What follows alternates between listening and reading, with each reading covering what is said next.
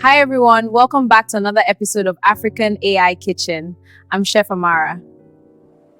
Today we are going to prepare a delicious chicken stir-fry spaghetti. Take a look at this delicious plate of chicken stir-fry spaghetti. It's colorful, flavorful, and very easy to prepare. Let me show you how to make it.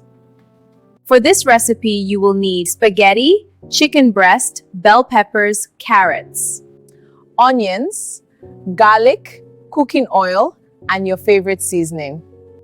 First, slice your chicken breast into small strips.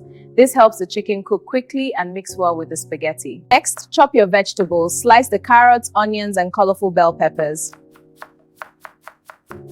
These vegetables will give the dish great flavor and color. Bring a pot of water to a boil, add your spaghetti, and cook until it becomes tender. Once it is ready, drain the water and set it aside.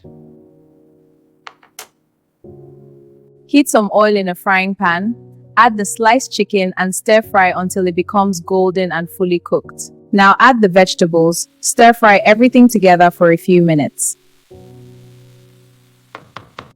Add the cooked spaghetti into the pan.